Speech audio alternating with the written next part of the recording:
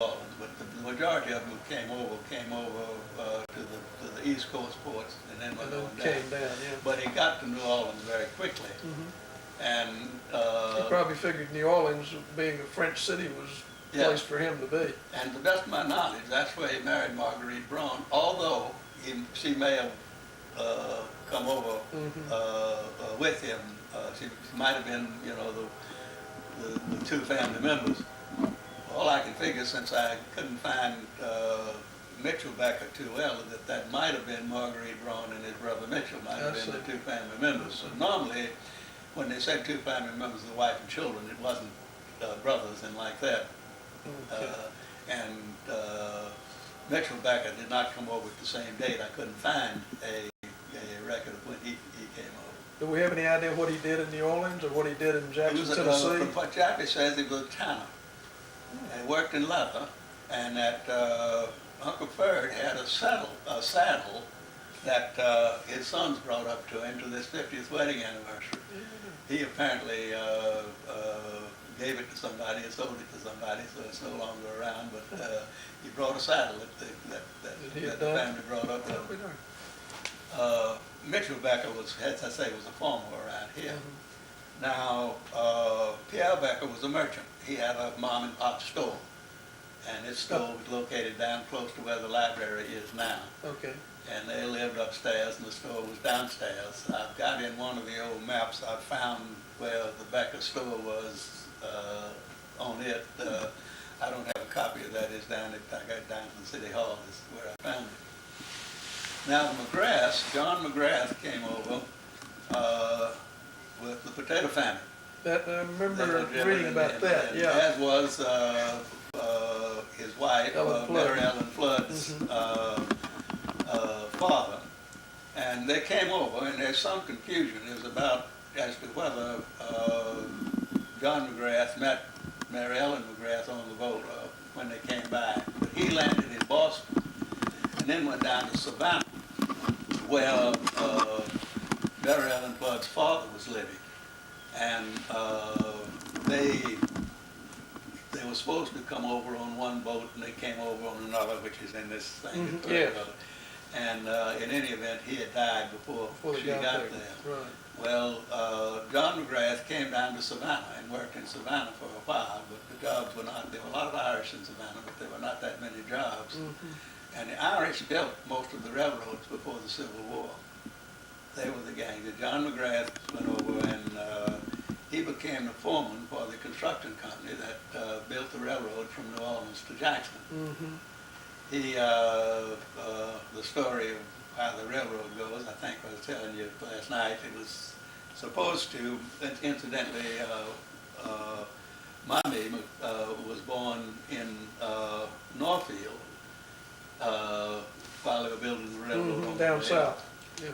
And the railroad was originally supposed to come and follow the river, follow the Bogachitta River, the lowlands, because the big hill which Brookhaven was on. But the merchants there and the people who owned the land there were holding up the railroad for the right-of-way, and when Mr. Whitworth gave them the right-of-way for nothing all the way through Brookhaven, they dug where the overhead bridge is now, they dug that cut it out, yeah. of the thing so that they could come through town and not have too high a grade for the trains to climb. And I understand that Brookhaven is the highest place along the railroad. It is. I've got a topographical map I can show you where the highest place is. And it's 497 feet above sea level, and Brookhaven is around 487 feet above sea level. And from Brookhaven, as I told you last night, there are rivers that go out in four directions. The headwaters of the Bogachitta River, east and west Bogachitta River, one on one side and one on the other, come in and they meet and go on down to this Guiley Creek out here, was the headwaters of the Bogachitta River. And they meet just before Bogachitta itself and go on down where they run into the Pearl River in Louisiana, somewhere around Picayune, and go on down from there.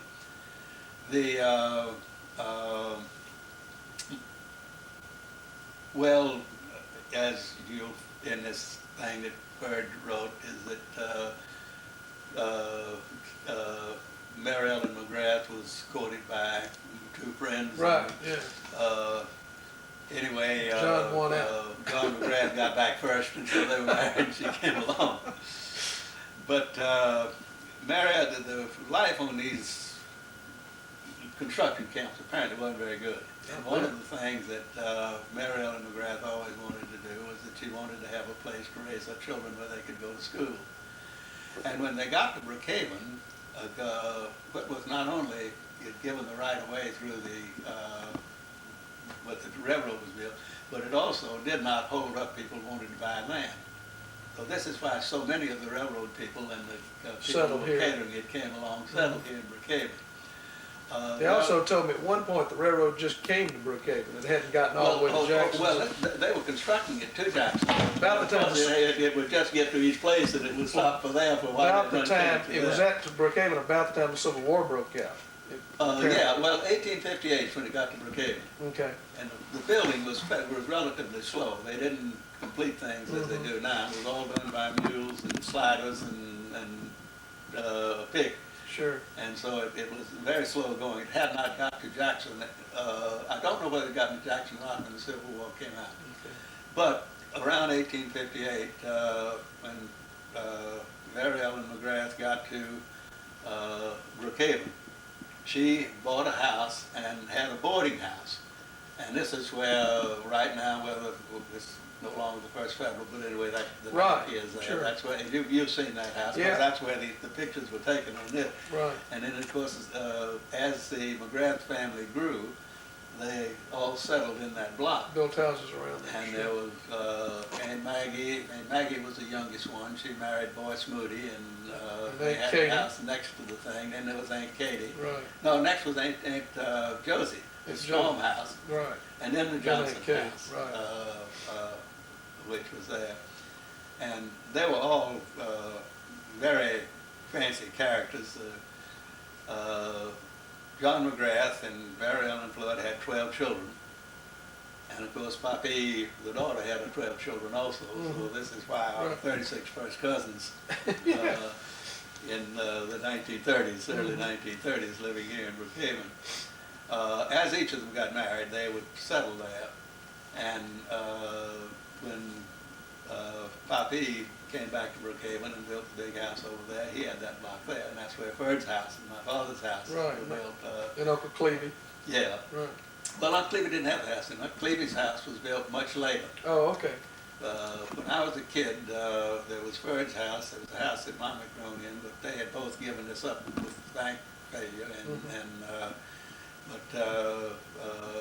we would go over and play near the Ferd's house, and Aunt Josie was living on the corner there also. But it was a pecan orchard from the big old Becker house all the way down through that block. And Cleve's house was built much later. He lived out to the brickyard for a long time. Oh, okay. And it was after he had been living at the brickyard that he built the present house where Mike lives now.